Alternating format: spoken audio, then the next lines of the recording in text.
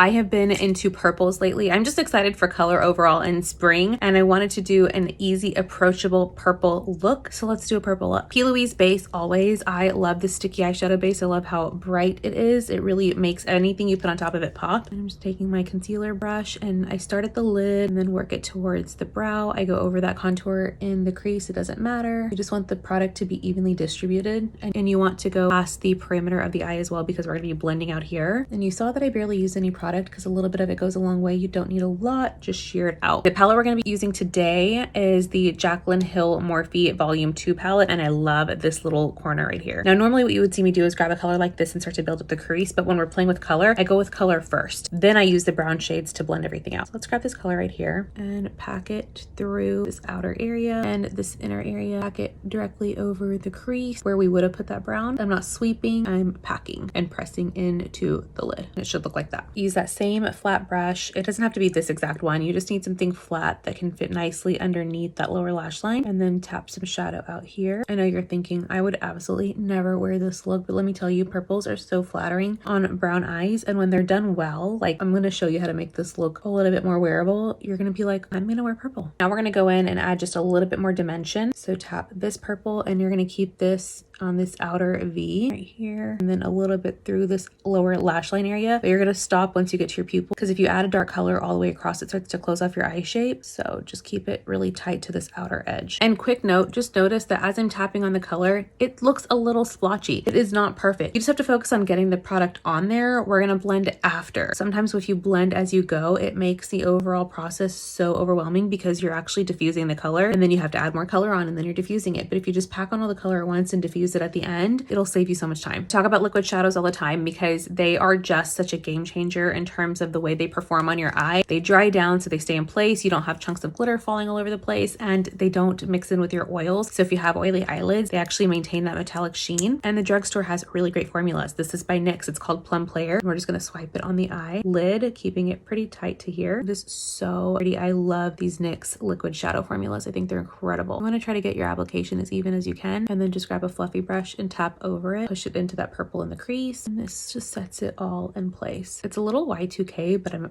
very much into it. If I were to not use that brush over it and just let it dry down like this, we totally could. In fact, that's how most people use it. It is a very intense shine, so if you're already nervous about wearing color, then having this much bling on the eye could just be a lot for you. So you can see after we powdered it down, how it's just subtle and it's like lightly sparkly versus like full-on metallic like 2000s glam. Tap it out to soften it and mute it just a bit. Now it's time to blend this Y2K glam out. So what you're going to do is grab your bronzer. This is just the Makeup by Mario Soft Sculpt bronzer. I'm just going to grab a fluffy brush and dip into this side of the powder. Have a little bit of product, swirl it around, and then where that purple meets this area with no color, go over it and soften it up. And same thing for that lower lash line. But this time you're going to take this bronzer all across that lower lash line, not just on this outer edge, because we want to push this purple around a little bit and soften it. Focus on this outer edge and push it into the temple so that it looks like it's just kind of descending, and then in through this inner brow area to the bridge of the nose, almost like you're trying to wipe off the purple in a way. But it's not going to go anywhere because we packed it on. Okay, now look at the difference. This is blended and so much more wearable with like a little mascara, liner, lash, whatever you want. And this is packed. If we were to have blended this out along the way, we would have lost the purple completely. But because we packed it on and it stuck to that primer, the more you blend, the more washed out that purple becomes. So if you are intimidated by it or very, very nervous about it, or you decide you just don't like it, just blend bronzer over it. The more you blend, the more subtle it becomes. Finish off the eye. You could go in with a purple liner if you were like going to go for it, but I'm just going to opt for a dark brown. This is by Maybelline. I love these formulas of liner, and dark brown to me is like an homage to the purple, but it's not straight up purple and it's not black. I also think black might be a little stark against this purple. I also wind the pencil up just about this much, and then I use this side so that as I'm running it along that lower lash line, a little bit of it deposits underneath so that we have a nice smudged look. Back in with that flat brush, and with no additional product, I'm just taking whatever residual powder is on this brush and then pushing it into that gel liner so that it looks soft and blended. We are going to do a fun mascara for the bottom lash line because L'Oreal has this mascara. in burgundy, and I thought it would be really fun to pop that on the lower lash line. And this is so cute and fun. It's like subtle, it's not outrageous, it's just like a little bit of fun. I'm super into that. Top lashes, you know, I'm going to use the Maybelline primer with the mascara. I talk about these both nonstop, and I am obsessed with this primer. Throw it on, leave it on for 2 minutes, put your mascara on top of it, and it is like literally don't even need false lashes. Something that makes this Maybelline mascara super amazing is this Flex Tower wand. It is the most perfect shape for fitting underneath your lash line, and because it's so narrow, it actually gets those hard to reach lashes in the corner. This is not an ad, I truly just love this, and I think this deserves all of the virality and the hype that it has gotten. Okay, for blush, I want to go for a blush highlighter combo. This is Kiss of Rose by Bare Minerals. This is a 2-in-1, and I feel like because the makeup is a little bit more eccentric, a little bit outside of the box, I don't want to do a lot for the face, so I'm just going to grab a little bit of this